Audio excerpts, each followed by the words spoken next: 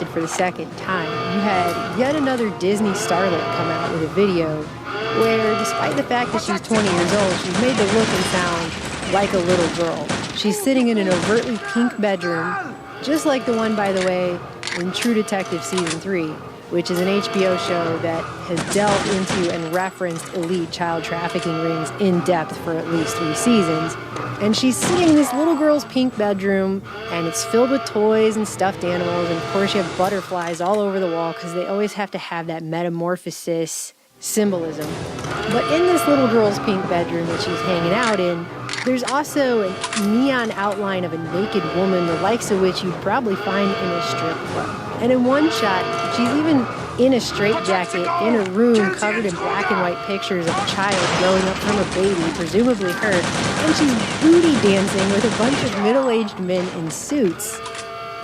And the song is called In My Bed, okay? And I don't really care what excuses people try to make for watching a video like this and pretending that it doesn't sexualize children, but that is what a video like this does. You have yet another Disney star, another Britney Spears, Christina Aguilera, and Miley Cyrus, whose entire original fan base was small girls who grew up idolizing these people. And then they come of age and they flip, and they don't flip a little, they flip hard, and they take that fan base down a road of debauchery with them.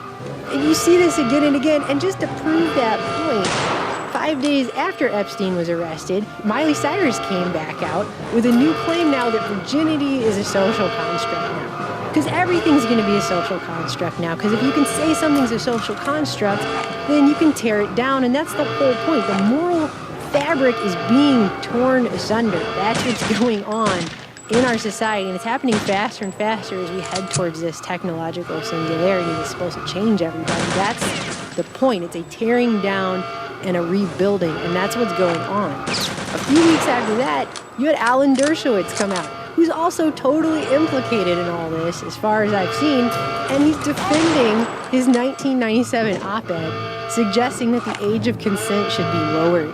Which, I don't even know how the guy can do it with a straight face. This is essentially a ploy to legally protect sick, perverted old men who would prey upon children under the guise of some kind of empowerment, because we're in a new modern society, so that's the way it should be, even though that makes no sense. It makes no sense psychologically. And he was even going to be in a mock trial that they were going to hold, where he was going to defend biblical characters accused of kidnapping and child trafficking. They had to cancel it, but that was something they were actually going to do. The fact that they were even going to do that at all and he was going to be a part of it is yet another one of these things. So then, 5 days after Epstein's supposed suicide, a new Seth Rogen movie comes out in theaters called Good Boys, which is just such over-the-top hypersexualization of small children in ways that just watching the trailer should make most people feel sick to their stomach if they have any opinion at all about Epstein and what he did and the circle that he represents and the things that he represents. If they have any of those feelings at all, that should make them sick. They should become ill to see that that's a movie that they would make and show in theaters in the modern society that we're living in, and yet, what you had was a film that grossed $21 million opening weekend. It's the highest level of hypocrisy I can almost imagine, and people are talking about how funny it is. And, you know, the joke is actually on them. The joke is on society. This is how the Videodrome works. The battle for the mind of North America will be fought in the video arena. The Videodrome, the television screen, is the retina of the mind's eye. Therefore, the television screen is part of the physical structure of the brain. Therefore, whatever appears on the television screen emerges as raw experience for those who watch it. So, while you have society mostly unknowingly or subconsciously participating in a global scapegoat ritual, the people are also simultaneously being offered to consume and accept the very value system they're supposedly outraged against. And the only difference that those people could even claim if they were faced with that, and it was pointed out to them, the only difference they could even claim is that one is real life and the other is Hollywood.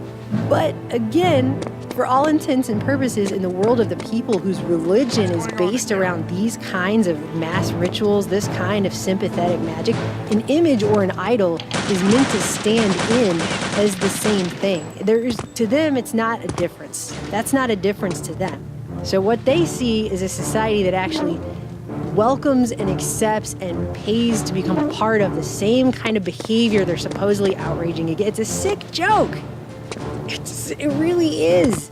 And people don't even realize they're participating, they're paying to participate in their own demise, they're paying to have their minds splintered in such a way. I mean, if that's not mind control, I don't know what is.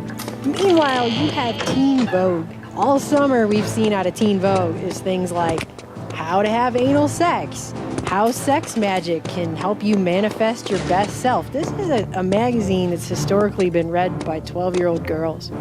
And that is the kind of information that is being promoted to these kids. This is the society. This is what is actually going on. And they're dangling the idea in front of everyone that they're actually going to do something about this. They're not doing anything about this. They're especially not going to do anything about it when society at large has just sent the message that they actually accept this kind of stuff by going to see a movie that does the kind of things that movie did to those kids on screen for everyone as entertainment and laugh at it like it's hilarious.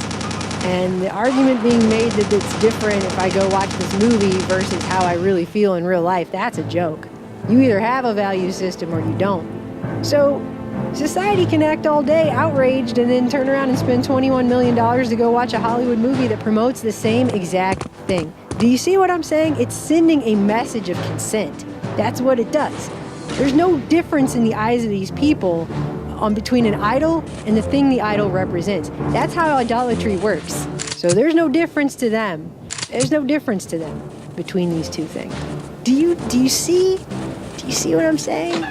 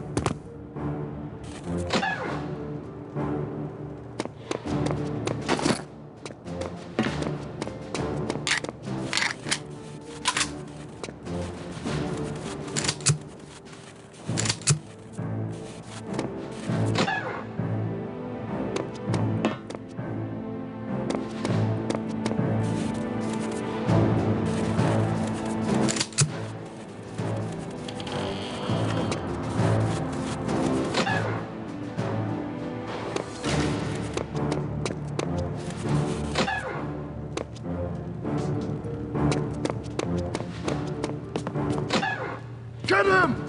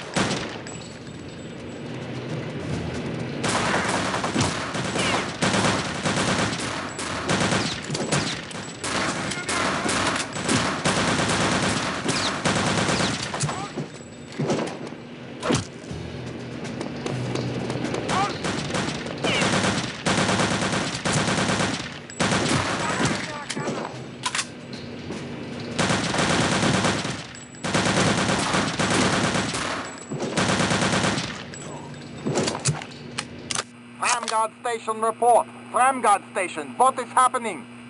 Yes, Lieutenant Ruger here. Situation under control. Ah, and the American? Dead.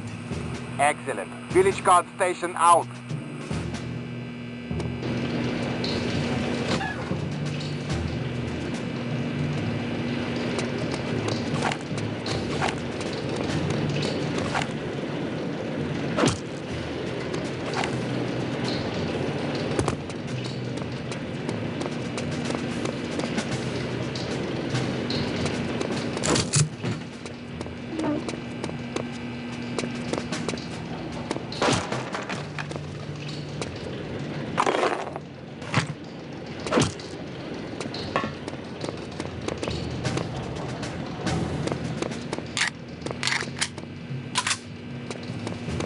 Don't shoot, I'm Kessler.